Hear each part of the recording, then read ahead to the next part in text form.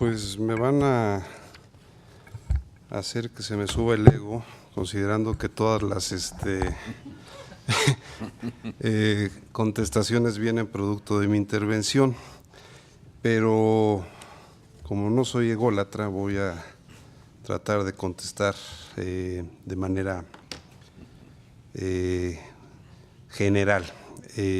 Vamos a ver. El planteamiento que ustedes hacen respecto a qué se debió considerar o qué no se debió considerar, si se debió tomar en cuenta exclusivamente el artículo 44 de los estatutos o si se debió considerar que la convocatoria era lo suficiente o no suficientemente exhaustiva. A ver, me parece que somos jueces constitucionales y tenemos que valorar en su integridad toda la normatividad que lleva a un partido respecto a un principio de autodeterminación a tomar decisiones. En quién recae la carga de la prueba y en quién debió recaer la inconformidad de no establecer con la exactitud que nos gustaría a algunos la metodología a partir de la cual se iba a desarrollar el proceso de una encuesta de selección en los aspirantes. ¿Eso fue impugnado o no fue impugnado? No fue impugnado. Estamos hablando del 14 de febrero. ¿Por qué señalo y por qué se señala que no es una cuestión de creerle o no creerle a la autoridad partidista? Sí hubo o no hubo ese conocimiento, aunque no haya estado mediante oficio el 6 de marzo, porque el 7 de marzo el propio el hoy actor presenta un documento en el cual dice respecto de el método y lo que se señaló en la reunión del 6 de marzo, considero que se tiene que añadir estos parámetros para una mejor encuesta. Es decir, yo vuelvo a repetir, ¿existe o no existe un derecho de la militancia para establecer sus propios parámetros en un proceso? No, eso se establece y está en los estatutos, lo establece el órgano partidista. ¿Y cómo se decide? Que creo que esa es la parte que me parece cuando hablan los tres magistrados que reaccionaron a lo que yo señalé, dicen, es importante las bases, es decir, ¿cómo se decide? Se hace todo a través de la encuesta para decidir, pero la pregunta es ¿quién decide?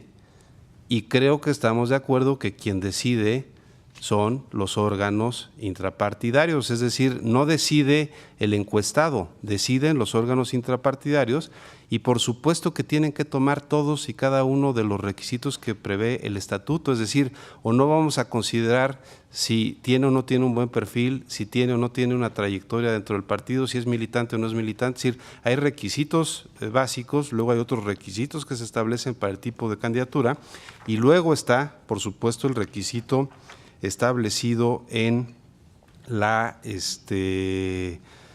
convocatoria que es a través de la encuesta.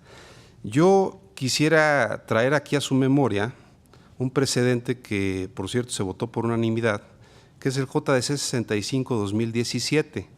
¿Y qué se resolvió en ese momento? Pues una candidatura por parte del partido Morena, en el cual no se aprobó el registro de un actor llamado Javier Plata Villarreal, y que por cierto era un precedente del magistrado Indalfer Infante. ¿Y qué dijimos en ese precedente?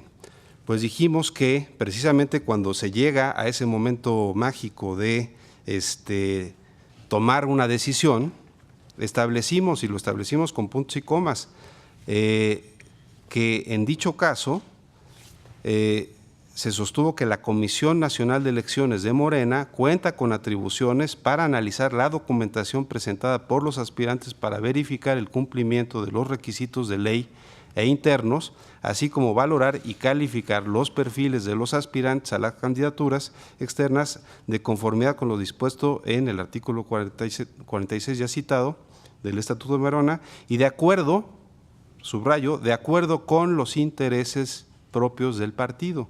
¿Y qué señalamos? Que se trata de una facultad discrecional de la Comisión de Elecciones establecida en el propio artículo 46, inciso D, del Estatuto, puesto que dicho órgano intrapartidario, de conformidad con el supuesto descrito en la norma estatutaria, tiene las atribuciones de evaluar el perfil de los aspirantes a un cargo de elección popular. Dijimos en genérico, pues eso es obvio, es decir, si no tuviera esa facultad, pues entonces el día de mañana se inscribe alguien que no tiene los atributos del partido y rompe con la base ideológica de un partido y rompe con el concepto de entidad de interés público de los partidos. Y por lo tanto, decimos en dicho precedente, de tal forma a dicho órgano se le confiere tal atribución, es decir, discrecional, puede elegir de entre dos o más alternativas posibles aquella que mejor responda a los intereses de la administración, órgano, entidad o institución a la que pertenece el órgano resolutor, cuando el ordenamiento aplicable no se disponga una solución concreta y precisa para el mismo supuesto. Y dice, se precisó que el ejercicio de las facultades discrecionales supone por sí mismo una estimativa del órgano competente para elegir de entre dos o más alternativas posibles aquella que mejor se adecúe a las normas, principios, valores o directrices de las instituciones u órganos a la que pertenece el representante o órgano resolutor. Y señala, la facultad discrecional constituye el ejercicio de atribución estatuida por el ordenamiento jurídico que otorga un determinado margen de apreciación frente a eventualidades a la autoridad u órgano partidista, quien luego de realizar una valoración objetiva de los hechos ejerce su potestad en casos concretos. Es decir, eso que decimos tiene que ser esa finalidad de objetivar la decisión a través de una encuesta, acabamos nosotros admitiendo que puede tener una finalidad o que al final acaba y que tiene que corresponder también a una facultad discrecional de los órganos máximos del partido para elegir a quién es su mejor candidato. Y creo que eso es lo que no está controvertido, es decir, se controvierte que hubo o no hubo una metodología, no se controvierte que hubo o no, que haya o no haya facultades de dichos órganos intrapartidarios para tomar esa determinación. Se dice que no trae la metodología. Yo le preguntaría al magistrado Reyes, ¿cuál es la metodología que él considera más adecuada para imponerle al partido? Si se trata de una imposición.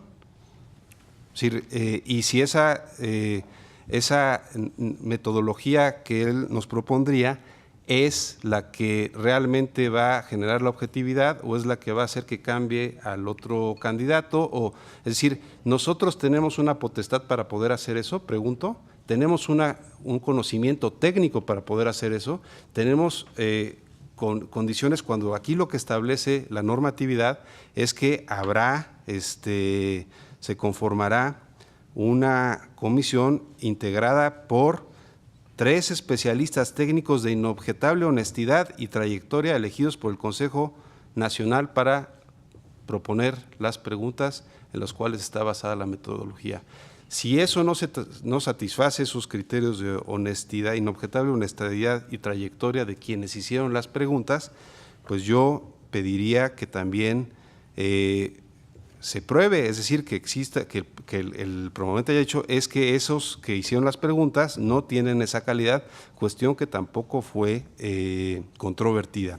Es decir, entrar al mundo de cuál es la metodología que a mí me satisface más es entrar en un mundo de subjetividad al cual no nos vamos a poner de acuerdo.